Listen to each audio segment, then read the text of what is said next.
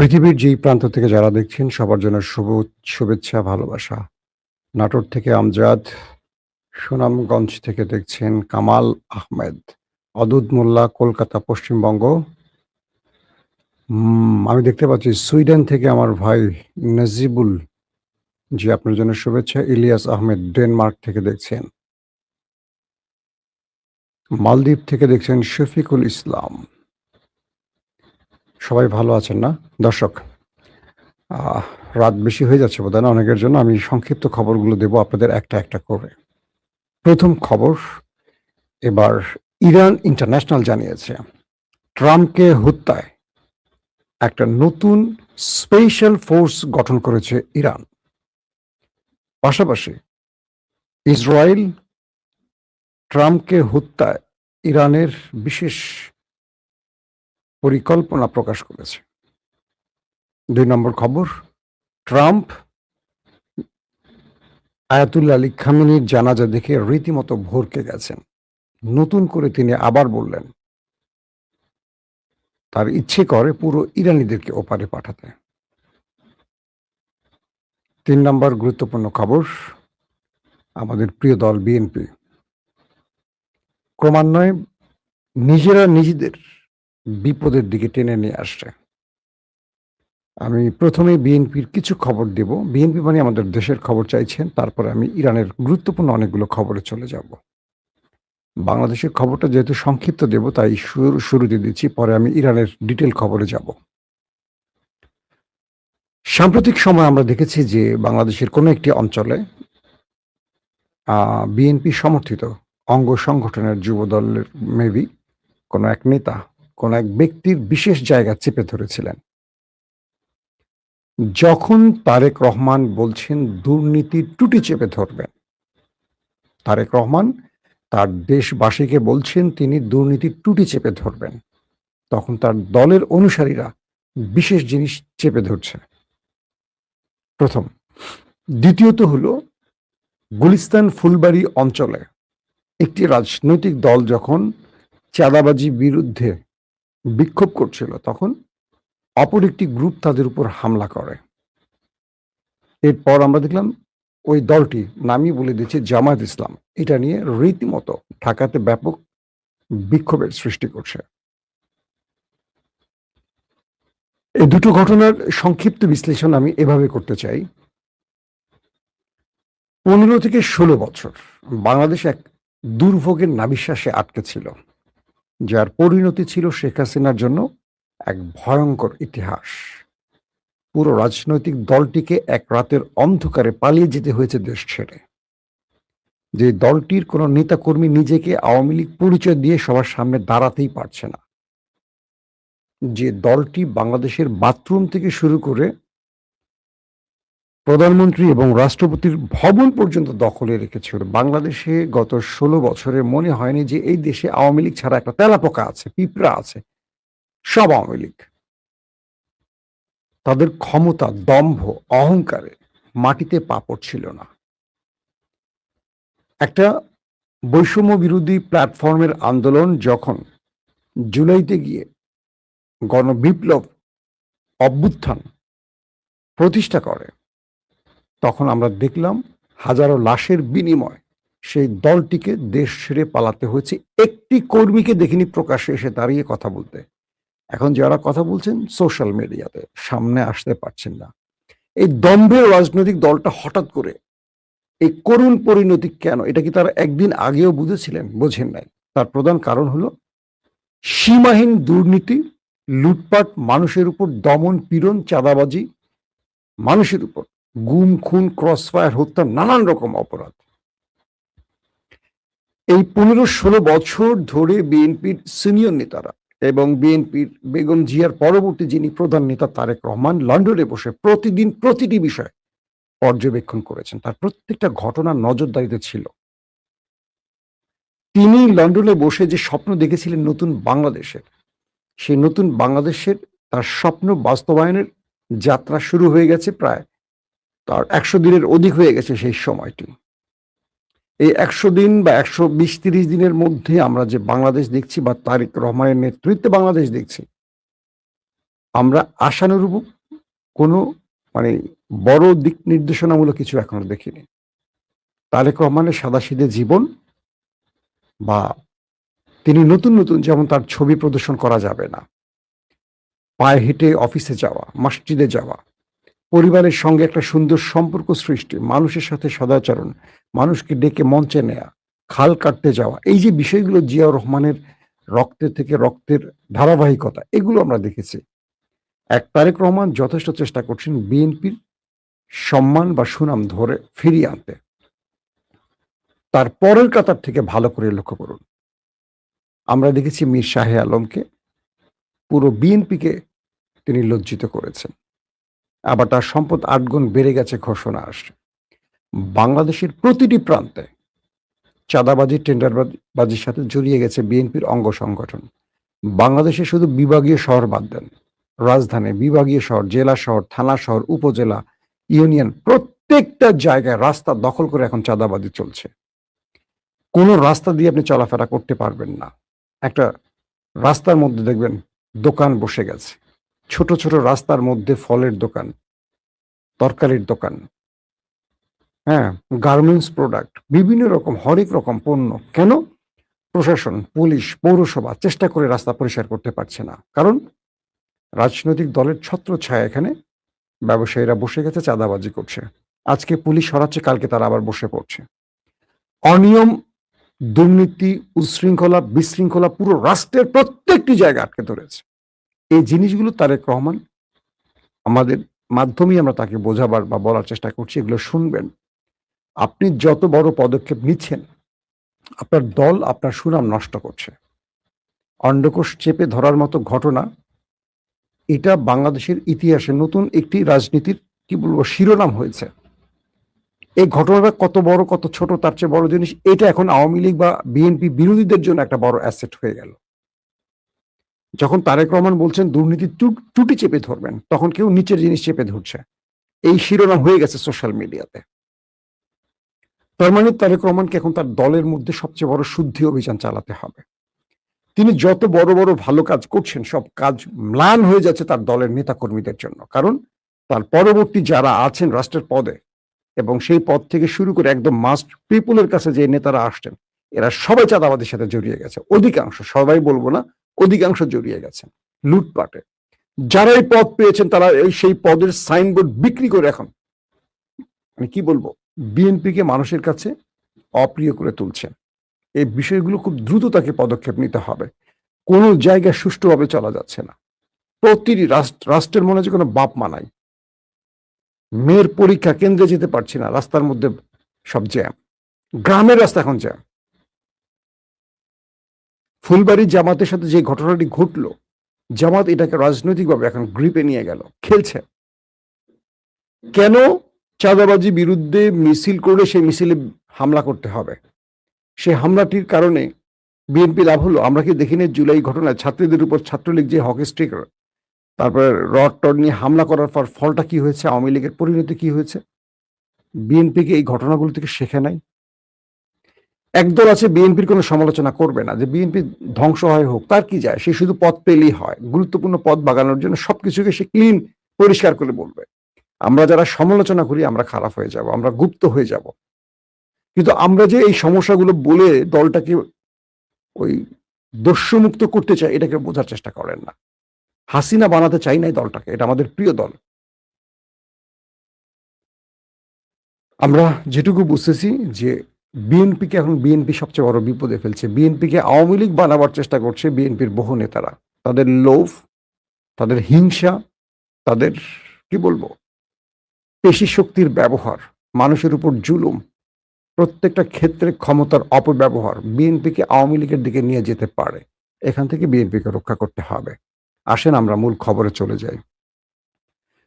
ইরানের মধ্যে যেই পরিস্থিতি আমরা দেখলাম, সেই পরিস্থিতি ট্রাম্প এবং নেতানিয়াহুর জন্য বড় একটা টেনশনের কারণ হয়ে গেছে। আজকে পুরো ইরান জুড়ে শোক র্যালিতে মানুষ যেভাবে কেঁদেছে, মানুষ যেভাবে ক্ষোভ জানিয়েছে, মানুষ যেভাবে স্বতঃস্ফূর্ত নেমে এসে দৃশ্যগুলো পুরো পৃথিবীর গণমাধ্যম প্রকাশ করছে। মার্কিন প্রেসিডেন্ট ডোনাল্ড ট্রাম্প বলতে বাধ্য হয়েছেন যে আয়াতুল্লাহ খামেনি এত জনপ্রিয় এটা তিনি জানতেন না।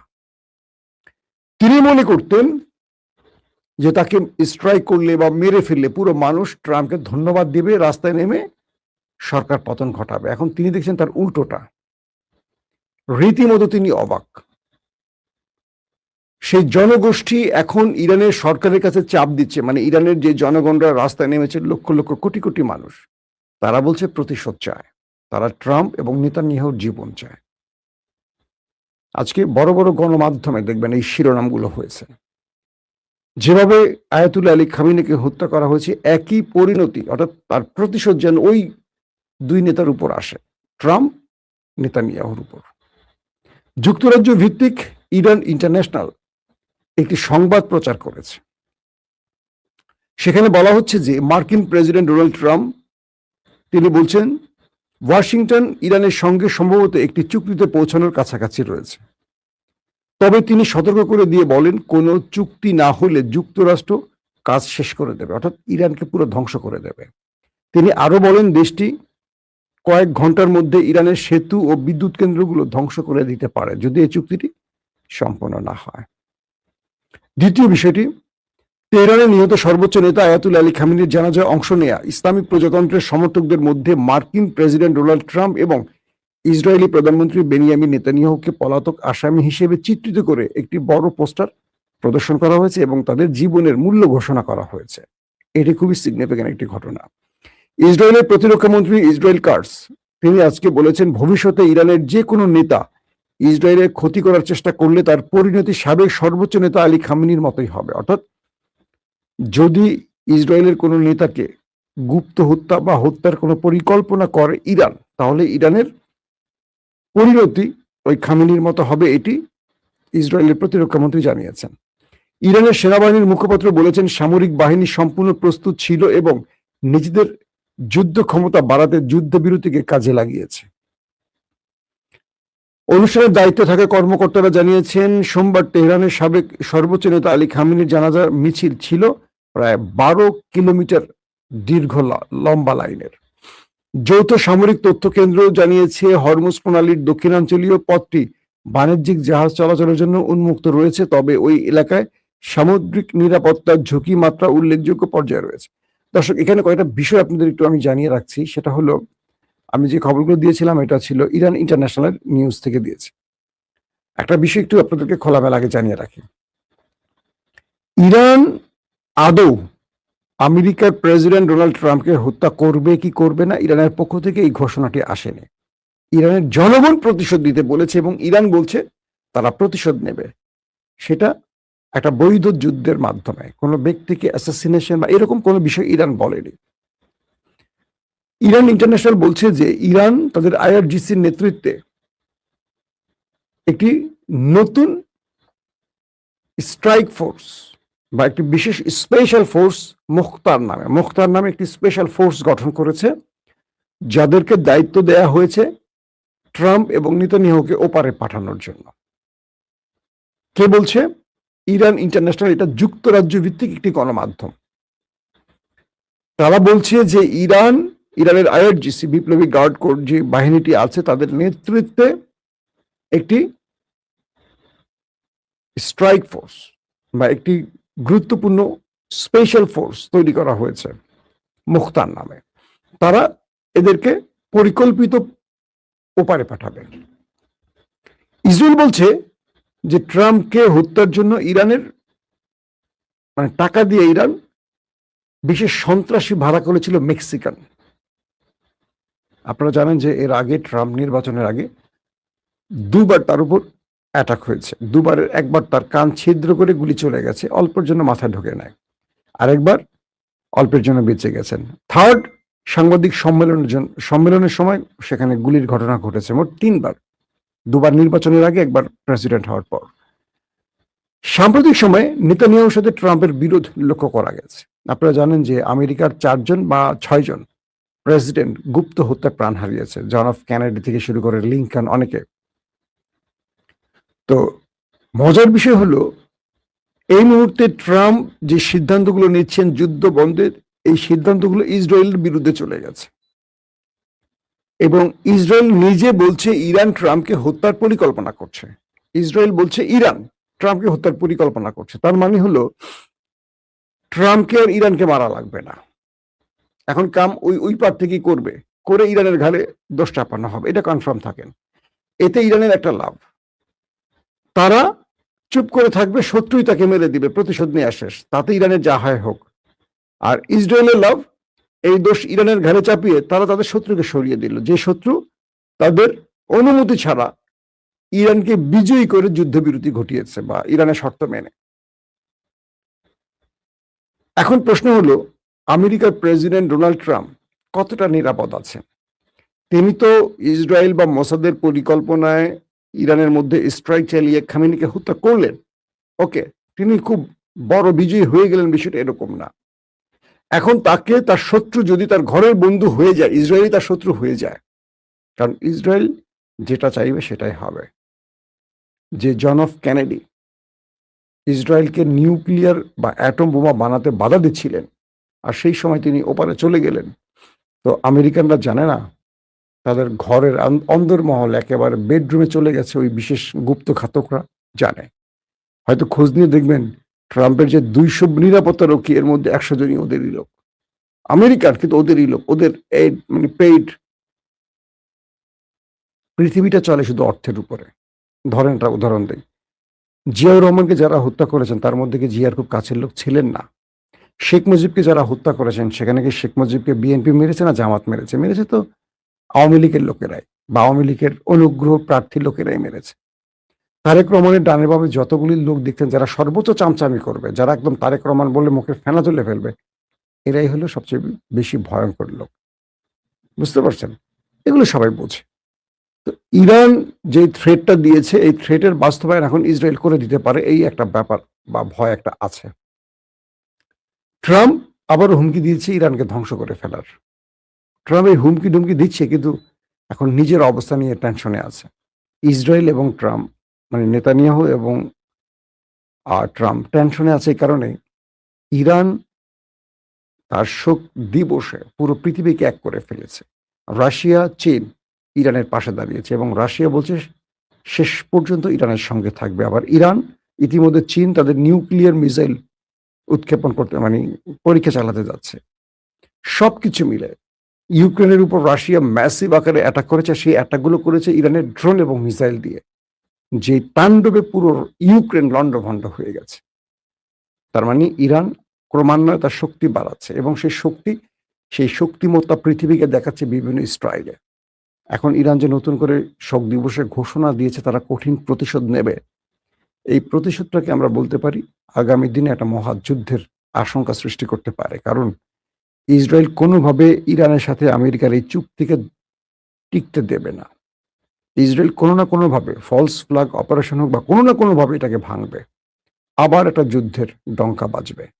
এবং ইতিমধ্যে 3টি দেশে যুদ্ধের পরিকল্পনা নিচ্ছে। তবে ইরান মধ্যপ্রাচ্য বা গালফ কান্ট্রিকে এই শোক দিবসের ডেকে এনে এমন কিছু প্রেসক্রিপশন দিয়েছে, যেটা আগামীতে গালফ থেকে আমেরিকাকে বিতাড়িত করার একটা মহাপরিকল্পনা আছে। এটা নিয়ে আমি কালকে ডিটেল কথা বলবো আপনাদের, খুব গুরুত্বপূর্ণ ইস্যু, আজকে আর না বলে লম্বা করব না। তার মানে ইরান খুব সুন্দরভাবে তার মাঠ গোছাচ্ছে। এক খামেনিকে কেন্দ্র করে ইরান তার ঘরে অনেকগুলো বিজয় তুলে এনেছে, কিন্তু প্রতিটি ক্ষেত্রে পরাজয় রচিত হয়েছে ইসরায়েলের বেনিয়ামিন নেতানিয়াহু এবং ডোনাল্ড ট্রাম্পের বিরুদ্ধেই। ইরান হারেনি,